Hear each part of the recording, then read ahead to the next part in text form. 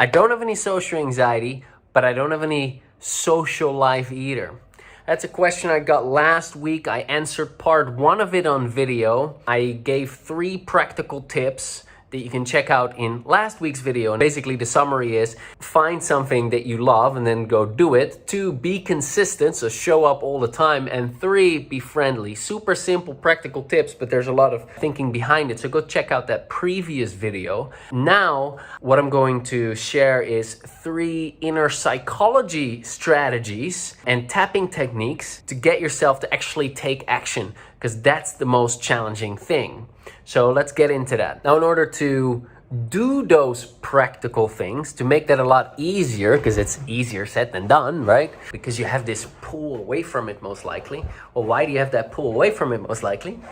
Resistance. Some part of you is not on board with that. And it could very well be the case, like this person, I don't know who it is, I didn't get a name. What this person writes, he says, well, I think I don't have the identity. I have this identity of being this guy who sits in his house and doesn't really go out. Okay, well, you have a particular idea about what your identity is.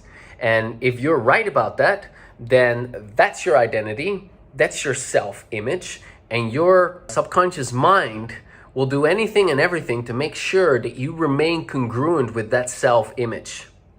There's a particular quote that goes something along the lines of, there's no greater force in the human mind than to remain consistent with the way we see ourselves. Wow, I even take on a different voice. So I forgot who it is from. Anyway, Tony Robbins or Zig Ziglar, or anyway, one of these legends said it, so it must have been good. Anyway, so you have this idea of yourself, and if you're very attached to that, it's going to be hard to take action, because then what you're trying to do, being Mr. Social, whereas your self-image is being Mr. Reclusive, hide in the house, is very contradictory. And your brain is like, well, that's not safe to do that. You're not that kind of guy, right? And so it's going to pull you back. It's going to resist you going in that direction, because you're going to be like fake, not real, and so you're going to get rejected and so on, and so it's not safe. So there's that pullback. So you want to shift and change that around. Simple tips I'm going to give you. Tip number 1, simply verbalize out loud while you tap from point to point who you are, how you see yourself, because that's basically emotionally rooted to your nervous system, you know, how you see yourself. So, you know, I'm this guy who sits at home, I don't ever do anything. I just sit at home. I don't get out of the house. I'm probably scared to get out of the house. I will never get out of the house. I'm this kind of guy that has these kinds of thoughts. I'm this kind of guy that has these kinds of behaviors. I'm this kind of guy that has these kinds of values. I'm that guy. This is how people see me, blah, blah, blah. You just basically describe this whole limited perception that you have of yourself, how you currently see yourself.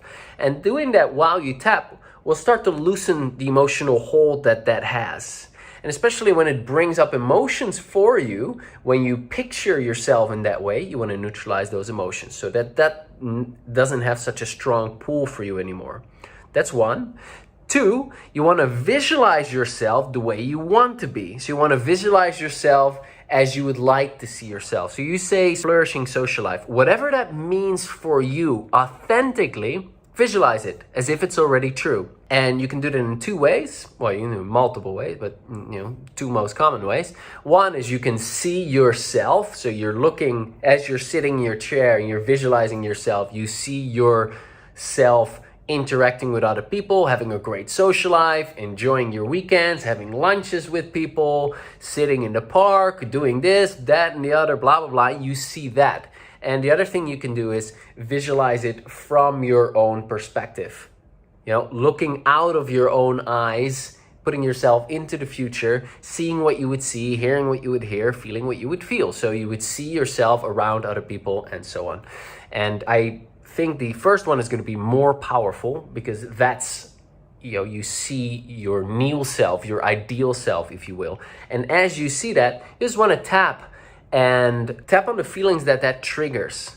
Often that triggers feelings of, that's not me. I can't be that. It triggers feelings and it triggers thoughts. Any feelings that it has, tap on them. Any thoughts that it has, any thoughts that come up for you, tap on them.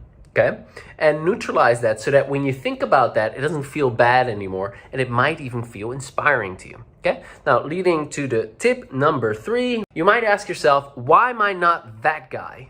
And you might get a bunch of answers.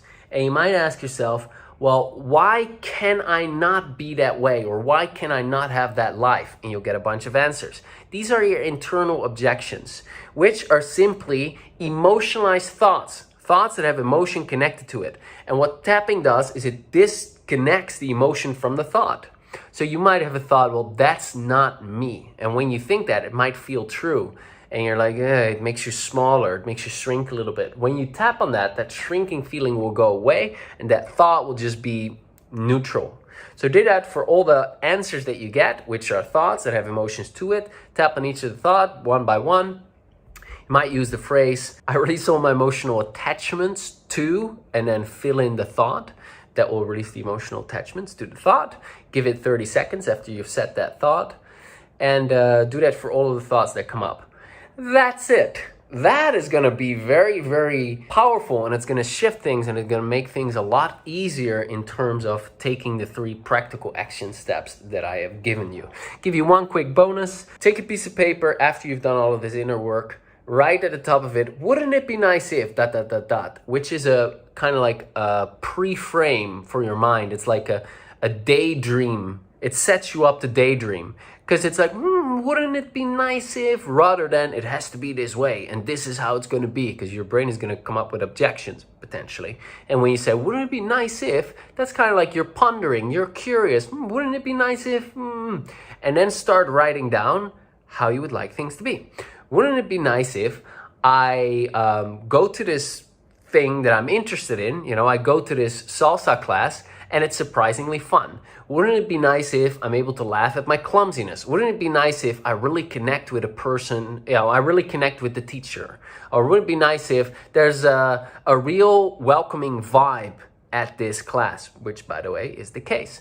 Certain places are a lot more welcoming than other places, yoga studios, most of them at least, dance classes, meditation places, is a lot more inviting typically than a nightclub where cool people go, So be smart and strategic about where you go. Go where you're appreciated most, where the people are the nicest, where you would like to be.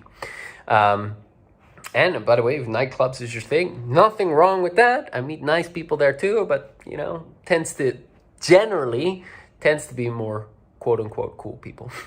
So, wouldn't it be nice if this? Wouldn't it be nice if that? Wouldn't it be nice if I walk away from this event and I feel great? Wouldn't it be nice if I am that kind of person, but I just thought that I wasn't? Wouldn't it be nice if it feels surprisingly natural to be that way? Wouldn't it be nice if I feel a lot calmer than I thought? Wouldn't it be nice if I have a good time? I laugh, they laugh, blah, blah, blah, blah, blah. Just paint a picture, daydream. And that helps your brain to go in the direction of what you do want instead of being over-focused on all the things that could potentially go wrong. Okay, those tips are going to help you. Hope this is helpful. Great question. Thank you very much. Have a great week. This is Sebastiaan from socialanxietysolutions.com. Check out the podcast called Social Anxiety Solutions, where I interview psychologists, coaches, healers, psychotherapists, best-selling authors, blah, blah, blah, blah, blah. Amazing people. Go to socialanxietysolutions.com, click on podcast, or find the podcast in iTunes, Spotify, all your players. Just type in Social Anxiety Solutions. Go to the earliest episodes, the first 60 I do interviews. Since then, I got a little bit lazy. In other words, I had other projects. But at some point, I'm going to do these interviews again. All right, so I hope this is helpful. Have a great week, and I'll talk to you very soon.